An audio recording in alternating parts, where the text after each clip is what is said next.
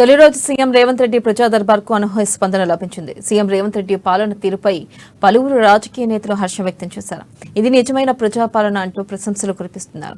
CM Revanth Reddy ప్రజల సమస్యలను స్వయంగా తెలుసుకోవడం హర్షణీయమంటున్న రాజకీయ నాయకులతో ఆర్జీ దాడులతో మా ప్రతినిధి హరీష్ ఫేస్ టు ఫేస్.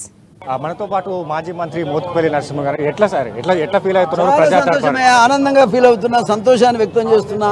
ప్రజల ప్రభుత్వం అంటే ఇట్లా ఉండాలి, జనం కోసమే ఉండాలి, జనం మధ్యలో ప్రభుత్వం ఉండాలి, దాపరికం లేదు, ట్రాన్స్పరెంట్గా పనిచేయాలి, అవినీతి రహితంగా ఉండాలి, ఆ రకంగా ఉండాలని కోరుకోవడం అనేది చాలా అవసరం. ఆ విధంగా కోరుకోవడమే కాదు, అలా అమల్లో పెట్టినందుకు ముఖ్యమంత్రి గారు నేను అభినందిస్తా ఉన్నా.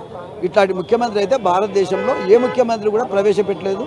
అందుకు నేను వారిని ప్రత్యేకంగా అభినందిస్తాను. గతంలో ప్రగతి భవన్ అంటే రోడ్లపై అక్కడి నుంచి రానియకపోయింది, ప్రజాభవన్గా మారింది. ప్రజల సమస్యలు పరిష్కారం అయితే అంటారు. ఇప్పుడు ప్రజా సమస్యలు పరిష్కారం కావడానికే కదా ఈ కార్యక్రమాలు పెట్టారు. తప్పకుండా పరిష్కారం అవుతుంది. ప్రజాభవన్గా మారింది, ప్రజలందరూ వినతులు తీసుకుంటున్నారు. ఎట్లా ఉంది అంటే గతంలో ఎట్లా ఉంది, ఇప్పుడు ప్రజాభవన్గా మారింది, ఇప్పుడు ఎట్లా ఉంది, వినతులన్నీ వర్కౌట్ అయితే నెరవేరుస్తారు. మేము దళిత రాజు చైర్మన్ ఏంటంటే మేము ఇప్పుడు నిమ్మరానం తీసుకొని పోయి రేవంత్ రెడ్డి గారికి కలిసినాం. సంతోషపడిండు. ఏదంటే నేను చేస్తాను, ఏది ఇంతవరకు కేసీఆర్ ఈ హైదరాబాదు నడిపొట్టుల బొందలగడ్డలు కూడా అరాజు చేసి అమ్ముకున్నారు. ఆ బొందలగడ్డలు కూడా రక్షించాలి. అందరికీ ఎస్సీ బీసీ మైనార్టీలకు మనకి ఇక్కడ సొంత వీళ్ళు కాదు, ఆ బొందలగడ్డనే సొంత వీళ్ళు. అసొంటిది కూడా కబ్జాలు చేసి కాంట్రాక్టర్కి అమ్ముకుంటున్నారు ఈ టీఆర్ఎస్ ప్రభుత్వం. తెలంగాణ అంటే తెలంగాణ వచ్చినట్టు లేదు. తెలంగాణ భవనము ఆ రోజు వైఎస్ రాజశేఖర రెడ్డి ఉన్నప్పుడు వచ్చినాము, కాలు పెట్టినాము. ఇప్పుడు ఈ రోజు కాలు పెట్టినాము. ఈ పవతి భవనం కాదు, జ్యోతిరావు పులే భవనం. ఆ భవనం సంతోషమైంది. ఎస్సీ బీసీ మైనార్టీలు అందరూ సంతోషపడుతున్నారు. మంచి పనులు చేస్తున్నాడు. లైన్ కోట్లాది మంది భజన చేస్తున్నారు, స్వాగతం పలుకుతున్నారు. ఈ సోటిది ఏదంటే ఎంఆర్ఓ ఆర్డీఓ చేయని పని మన సీఎం తోటికి వస్తారు, రేవంత్ రెడ్డి గారితోటికి నెమ్మరానం ఇచ్చి మాకు ఈ పనులు కాలేదని చెప్పుకుంటారు. అంతటి లేకుండా ఇంతవరకు తెలంగాణ వచ్చిన బంగారు తెలంగాణ వస్తాని పండబెట్టిండు. 33 జిల్లాలలో ఎక్కడోడక్కడనే ఎంతో మంది నష్టం అయిపోయిండు. గుండె ఆటోసోకి వచ్చిన సీఎం పండుగ పెట్టిన నిమ్మరాణాలు తీసుకోకుండా అతను బొందలగడ వారి తగినట్టే ఉంది. అందు గురించనే ఈ రోజు మంచి సంతోషమైంది. అందు గురించనే స్వాగతం పలుకుతున్నాం. రేవంత్ రెడ్డి నిన్న మీటింగ్లో ఏమన్నాడు, ప్రగతి భవన్ చుట్టూ ఉన్న కంచెలు బద్దలు కొట్టి లోపలికి వస్తున్నాడు. అదే పని చేపించిండు రేవంత్ రెడ్డి గారు. ఇంకా స్వాగతం పలుకుతున్నాం, బాగా చేయాలని కూడా. మేము ఏం నిమ్మరానం ఇచ్చినామంటే హైదరాబాద్లో బొందగడ్డలు ఎక్కడ ఉన్నా అమ్మినవి, కబ్జాలు పెట్టినవి, ఆ మశాన వాడికలు అవి బ్యాగరోళ్ళకే ఇవ్వాలి. బ్యాగరోళ్ళు చిన్నప్పటి నుండి అలా తాత ముత్తాతల కానుండి బ్యాగర్తానం చేస్తుంటే వీడు ఎక్కడో వచ్చి బొందలగడ్డలు అరాదు వాడి కాంట్రాక్టర్ ప్రైవేట్కి ఇస్తున్నాడు. అది మానుకోవాలంటే అయితే చేస్తాడు ఆయన. ఎట్టి పరిస్థితుల్లో ఆయన చేస్తాడు. అందు గురించి మాట ఇచ్చిండు, చేస్తాడు. సో ఇక్కడ రావడానికి మెయిన్ కారణం ఏంటంటే మా గ్రామాలకు ఇప్పటివరకు ఎలాంటి రోడ్ ట్రాన్స్పోర్ట్ లేదు. అంటే మా దగ్గరగా మా గ్రామాలు అన్నారం, నాగపల్లి, సండ్రుపల్లి, మద్దులపల్లి, పలుగుల, కుంటమని ఇట్లా ఒక 5-6 గ్రామాలు ఉన్నాయి.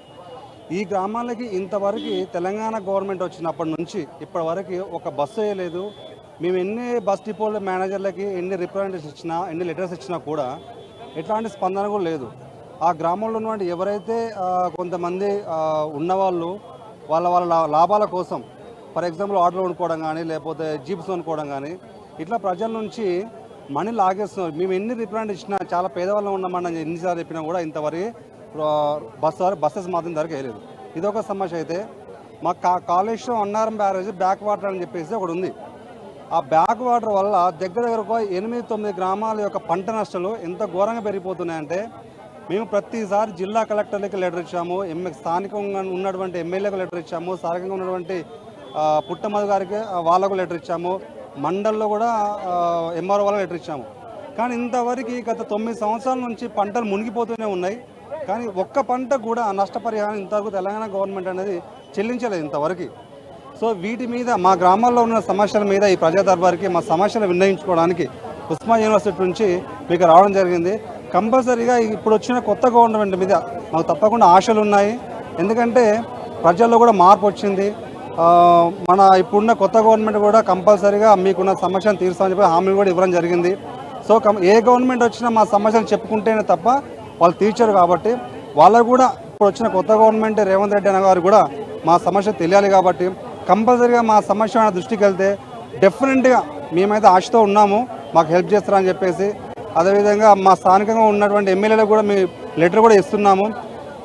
ఒక్కసారి కదా, గత 10 సంవత్సరాల నుంచి వానకాల పంట వేయడం మానేసిన ప్రజలు వస్తారు. ఎందుకంటే అది వేస్తున్నాము మునిగిపోతుంది, వేస్తుంది మునిగిపోతున్నాం, ప్రతిసారి లాస్ అవుతుంది తప్ప కానీ మాకు ఎట్లాంటి ఉపయోగం కూడా లేదు.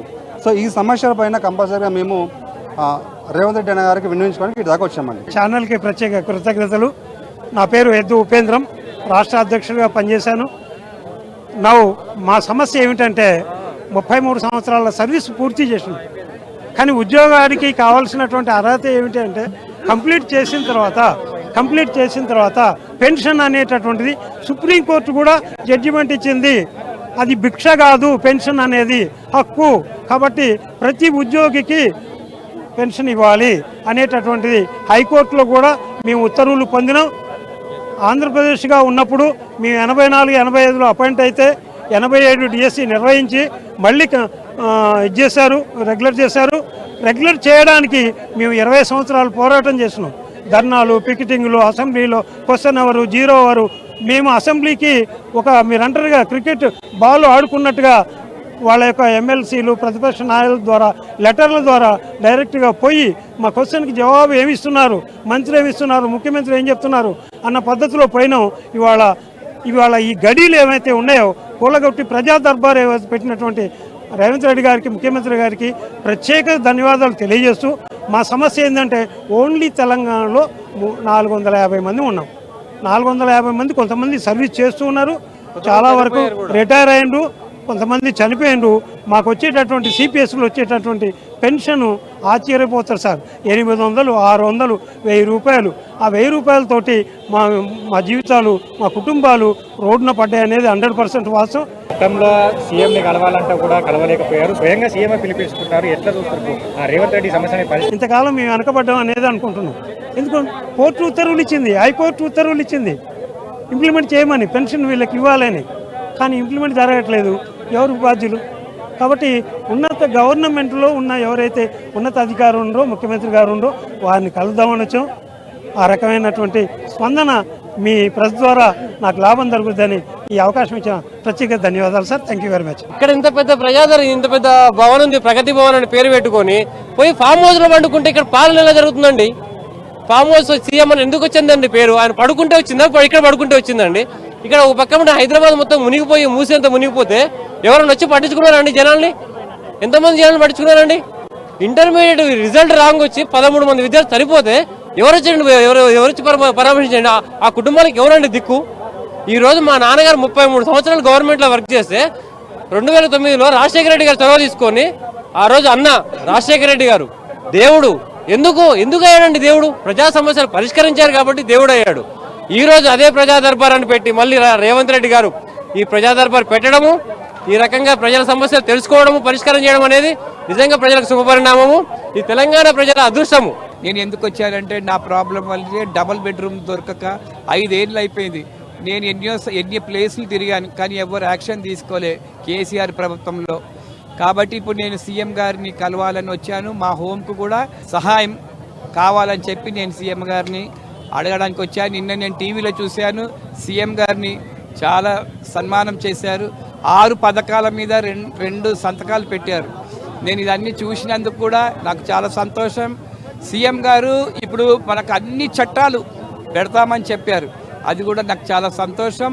చేస్తారని కూడా నేను నమ్మకంతో వచ్చాను, ఎందుకంటే వాళ్ళు చెప్పారు కాబట్టి నేను అండగా ఉంటానని చెప్పారు. వాళ్ళే ఇప్పుడు మా హోంలో పేదవాళ్ళకి అందరికీ అండగా ఉండాలని చెప్పి నేను వాళ్ళని కృతజ్ఞత చెల్లిస్తున్నాను సార్. ప్రధానంగా ఇప్పుడు భారతదేశంలో ఎక్కలేని విధంగా సీఎం రేవంత్ రెడ్డి ఈ ప్రజాభవన్ తీసుకొచ్చారు, ప్రజల సమస్యలు తెలుసుకుంటున్నారు. ఖచ్చితంగా రేవంత్ రెడ్డి నేతృత్వంలో సీఎంగా ప్రజల సమస్యలన్నిటి కూడా పరిష్కారం అయితే అని మోత్కుపల్లి నరసింహుడు గారు చెప్తున్నారు. కెమెరా పర్సన్ శివతో కలిసి హరీష్, అమ్మాని, హైదరాబాద్. మనతో